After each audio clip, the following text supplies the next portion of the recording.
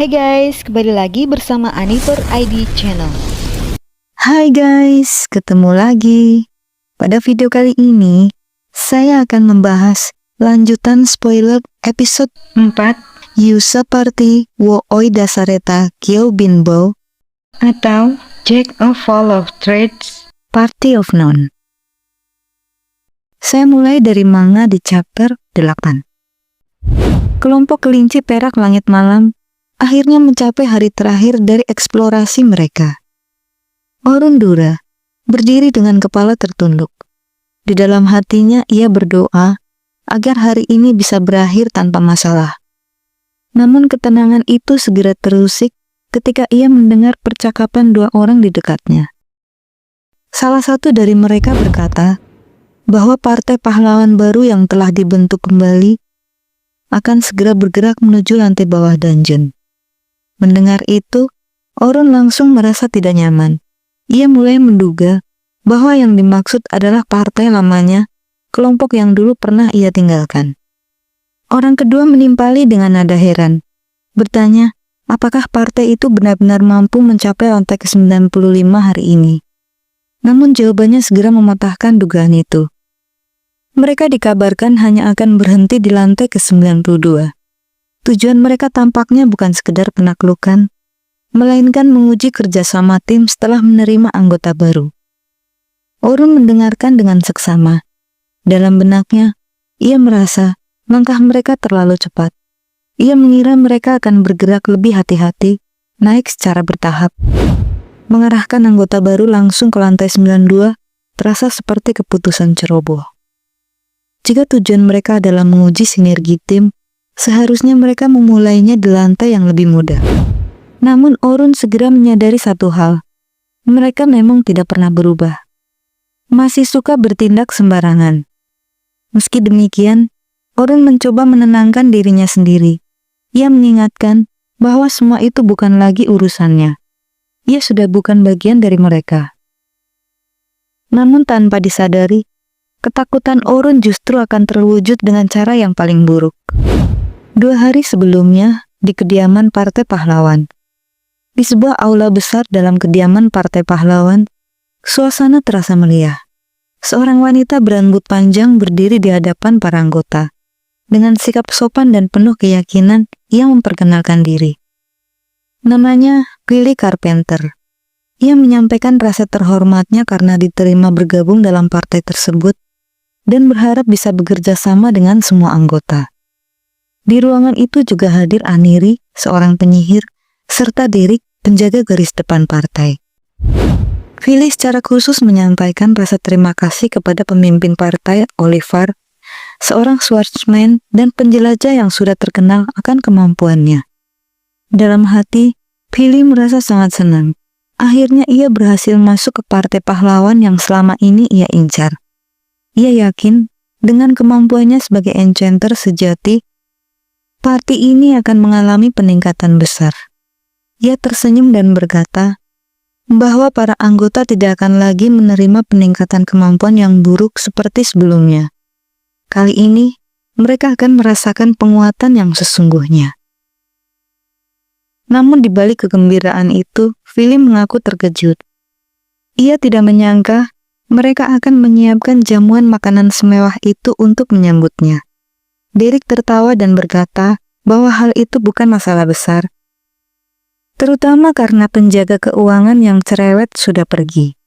Ia lalu menyinggung soal buku besar keuangan yang sebelumnya dikelola oleh Orun. Menurut Derek, jumlah uang yang tercatat di dalamnya sangat besar, sampai membuatnya hampir tidak percaya. Aniri pun menimpali bahwa ia juga terkejut melihat besarnya simpanan tersebut. Namun alih-alih bersyukur, mereka justru mempertanyakan sikap Orun. Mereka menganggapnya terlalu kikir dan berpendapat bahwa uang seharusnya digunakan, bukan hanya disimpan. Oliver terdiam sambil berpikir. Ia mengingat bahwa pengelolaan dana memang sepenuhnya dipercayakan kepada Orun. Ia juga menyadari bahwa mereka tidak pernah benar-benar menanyakan kondisi keuangan partai. Derek dengan kesal menuduh bahwa Orun pasti menyimpan uang itu untuk kepentingan pribadinya. Aneri pun mendukung pendapat tersebut.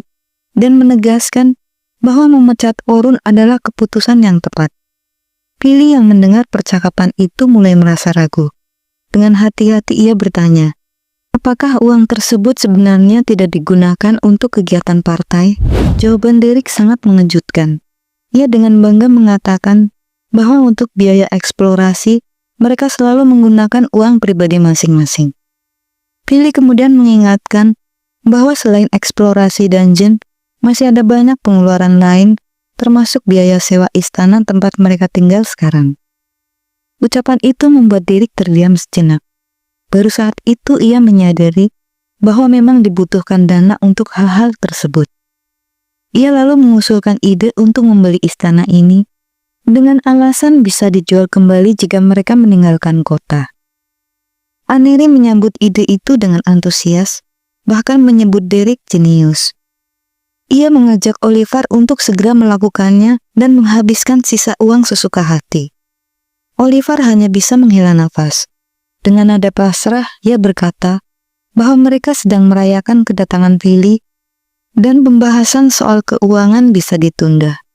Gelas-gelas pun diangkat. Oliver menyambut Pili secara resmi sebagai anggota baru Partai Pahlawan dan menyatakan harapannya untuk bekerja sama di masa depan. Namun di tengah perayaan itu, healer Luna tiba-tiba muncul. Dengan ekspresi serius, ia mengatakan bahwa ia baru saja kembali dan memiliki sesuatu yang penting untuk dijelaskan kepada mereka semua. Serentak, keempat orang yang berada di ruangan itu menoleh ke arah pintu. Baiklah, penjelasan apa yang ingin kamu sampaikan? Namun Luna segera menundukkan wajahnya. Aku tidak bisa menjelaskannya di tempat seperti ini. Oliver memperhatikannya dengan seksama. Dari raut wajahnya yang terlihat panik, kemungkinan hal ini yang berkaitan dengan Orun. Dia belum diinformasikan tentang apa yang terjadi pada Orun. Sesudah semua itu, aku sudah memberitahukannya bahwa kita berencana untuk memecat Orun dari partai kita, tetapi dia terus menolaknya. Itulah alasan kita memecatnya saat dia tidak ada. Oke, tidak masalah. Lalu apa yang ingin kamu jelaskan? Tanya Oliver. Mungkin kita tidak bisa hindari kritik dari dia. Ternyata dia memiliki rasa sayang khusus terhadap Orun setelah semua itu. Luna mengepalkan tangannya seolah menguatkan diri. Aku mendengar bahwa Orun telah memasuki dungeon besar bersama kelompok kelinci perak langit malam. Bagaimana bisa itu terjadi? Kata-kata itu membuat Oliver terperanjat. Orun bersama kelinci perak langit malam, gumamnya. Jangan bilang, apakah dia sudah bergabung dengan partai lain? Padahal baru 3 hari sejak dia dipecat. Di dalam benaknya, Oliver tidak bisa mempercayainya. Orun seharusnya tidak memiliki keberanian atau kemampuan untuk melakukan hal seperti itu. Aniri menyela dengan nada kesal. Bahkan aku sudah menyuruhnya untuk tahu diri. Tapi sekarang dia malah berada di tempat kelinci perak itu. Sungguh tidak masuk di akal. Derek ikut menimpali dengan amarah yang jelas.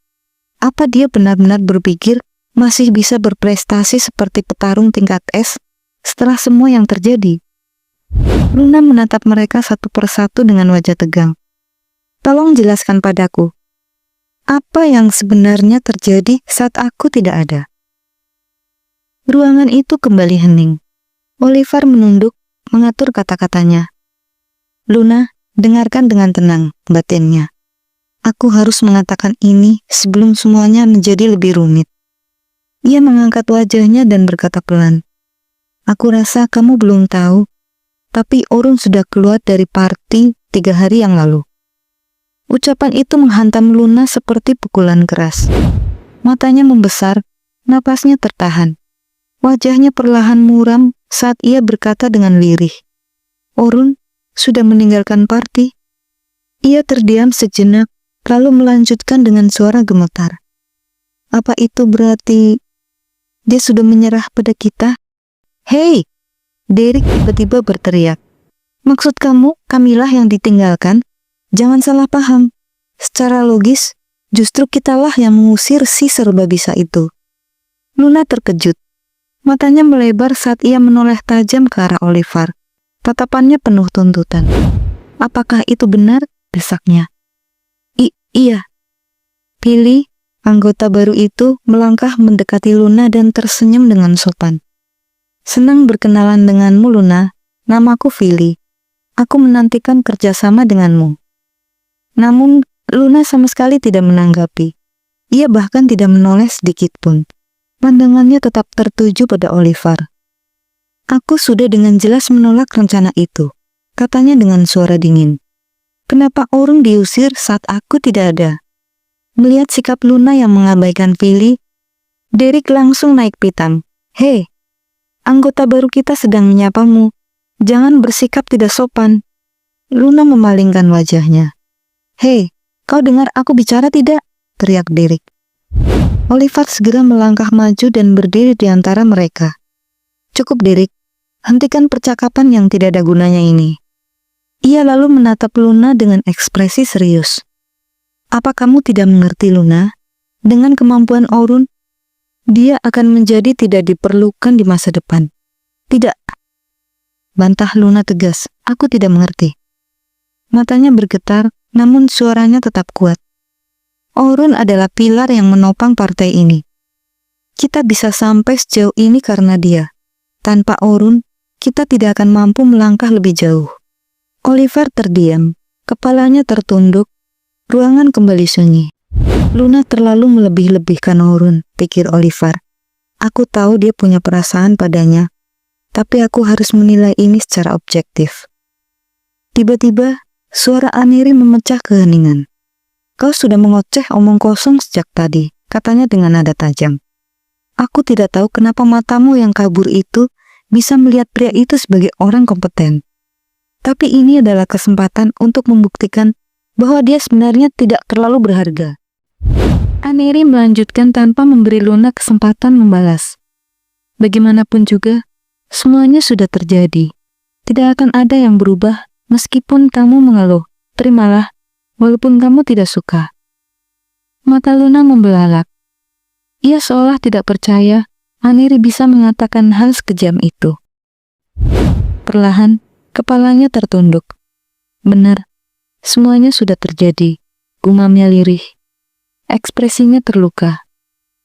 Melihat suasana semakin berat, Oliver segera berusaha mencairkan keadaan. Oliver berdiri dan menatap semua orang di ruangan itu. "Baiklah," katanya dengan suara tegas. "Karena kita semua sudah berkumpul di sini, aku akan menjelaskan rencana kita." Ia berhenti sejenak, lalu melanjutkan. "Besok kita akan beristirahat. Lalu, lusa kita akan turun ke lantai 92 untuk melanjutkan uji coba kerja tim." Oliver sempat menarik napas dalam. "Awalnya, aku ingin melakukan uji coba di jalan menuju lantai 94, tapi itu jelas terlalu gegabah." Mendengar itu, Philly menunduk dengan ekspresi muram. "Maafkan aku, semua ini terjadi karena aku." "Jangan memikirkannya," jawab Oliver segera. "Mulai sekarang, kita adalah rekan satu tim." Tiba-tiba sebuah suara memecah suasana. "Aku menentang rencana ini." Semua orang menoleh ke arah Luna. Derek langsung bereaksi dengan marah. "Jangan ganggu kesatuan partai kita dengan omong kosong seperti itu." "Tenanglah, Derek," perintah Oliver. Ia kemudian menatap Luna. "Kenapa kamu menentangnya?" "Sederhana," jawab Luna tanpa ragu. "Aku tidak ingin bunuh diri." Ruangan itu hening. "Niat bunuh diri?" Derek menaikkan alisnya. "Seolah-olah kamu mengatakan kita akan mati hanya karena pergi ke lantai 92. "Luna," lanjut Oliver dengan nada yakin, "kita tidak akan mati hanya karena turun ke lantai 92. "Bagaimana kamu bisa begitu yakin?" tanya Luna. Matanya lurus menatap Oliver. Oliver berusaha tetap tenang saat menjawab. "Kita pernah mencapai lantai 94, bahkan ketika Orun masih bersama kita." Ia melanjutkan, "Selain itu, sekarang kita memiliki penyihir yang jauh lebih unggul dari Orun. Secara keseluruhan, kekuatan partai kita akan meningkat." Namun Luna kembali menyela. "Meski aku belum tahu sejauh apa kemampuan Philly, Bahkan, jika dia penyihir yang kompeten, uji coba sinergi seharusnya dilakukan di lantai yang lebih mudah. Ekspresi Oliver berubah. Nada suaranya mulai mengeras. Sampai kapan kamu akan terus terjebak pada ilusi tentang Orun yang tidak nyata ini? Ia lalu berkata dengan tegas. Hadapi kenyataan, Luna. Keputusan ini sudah dibuat. Jadi, tidak ada ruang untuk menolak. Bisik Luna lirih sambil menundukkan kepala. Aku mengerti. Tanpa menunggu jawaban, Luna berbalik dan berjalan menuju pintu. Kurasa semuanya sudah selesai. Ucapnya dengan suara lemah. Luna! Teriak Derek. Namun pintu sudah tertutup dengan keras. Derek mendengus dengan kesal. Sikap macam apa itu? Menjijikan. Ia melanjutkan dengan nada sinis. Aku benar-benar muak mendengar kata-katanya yang terus terang menunjukkan bahwa dia mencintai Orun. Setelah kepergian Luna, suasana kembali hening. Philly memecahnya dengan suara pelan. Apakah aku bisa bergaul dengan baik dengan Luna? Oliver tersenyum tipis. Aku yakin semuanya akan baik-baik saja. Dia hanya sedang kesal sekarang. Ia mengangkat cawan anggurnya. Luna sebenarnya orang baik. Aku yakin kalian akan akur. Benarkah? Tanya Philly dengan wajah lega. Aku senang mendengarnya. Tapi tidak perlu terburu-buru, jawab Oliver. Philly tersenyum kecil, lalu bergumam pelan, hampir tak terdengar. Meski begitu, kekuatannya bisa menjadi masalah, terutama karena dia terus membela orang yang tidak kompeten itu. Apa yang barusan kamu katakan? Tanya Oliver tajam. Oh, tidak, jawab Philly cepat sambil tersenyum. Aku hanya berpikir, aku ingin segera akrab dengannya, itu saja. Dungeon Selatan, lantai 92. Di dalam Dungeon Selatan lantai 92, kelompok pahlawan pimpinan Oliver tengah bertarung melawan seekor monster besar. Serangan demi serangan mereka hantamkan, namun hasilnya jauh dari cukup. Tubuh monster itu hanya berguncang sesaat sebelum kembali berdiri kokoh. Sialan, terdengar suara penuh frustasi. Itu tidak cukup untuk membunuhnya. Ini sangat menjengkelkan. Efek muatan yang menyelimuti tubuh mereka perlahan memudar. Rasa berat seketika menekan seluruh tubuh, seolah ada beban besar yang menempel pada setiap gerakan. Jika kondisi ini terus berulang, kelelahan fisik dan mental akan datang bersamaan. Dulu tidak seperti ini. Dalam kasus Orun, kerjasama tim bisa berjalan tanpa hambatan selama hampir 1 jam di hari pertama eksplorasi. Namun kini, setelah beberapa jam memasuki dungeon, kondisi mereka jauh berbeda. Pilih, seru Oliver sambil menahan serangan monster. Efek penguatan sudah habis. Bisakah kau mengisi ulang energiku? Maaf, jawab Pilih dengan wajah pucat. Aku akan segera menguasainya. Oliver meliriknya sekilas, sambil terus bertarung. Apakah dia butuh waktu untuk terbiasa, pikirnya. Orun memang terlalu fleksibel untuk kebaikannya sendiri, meskipun dia tidak terlalu unggul dalam satu bidang tertentu. Namun sejak mencapai lantai 92, ada sesuatu yang berbeda pada Pilih. Tidak, mungkin ini hanya perasaanku saja, batin Oliver. Aku mengandalkanmu, katanya keras.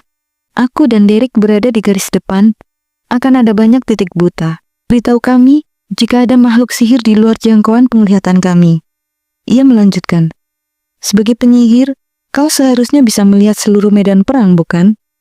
Wajah Pilih semakin pucat. Itu tidak mungkin, serunya panik. Menggunakan sihir pendukung saja sudah membuatku kewalahan. Ia menarik napas dalam-dalam. Maafkan aku. Oliver terdiam sejenak. Apakah tidak sopan jika aku berharap dia bisa melakukan apa yang Orun lakukan selama lebih dari 10 tahun? Pikirnya pahit. Ia segera menoleh ke arah Aneri. Aneri, kita ini sudah berada di lantai bawah. Kenapa sih kau menggunakan sihir dengan kekuatan serendah itu? Jangan main-main dan seriuslah.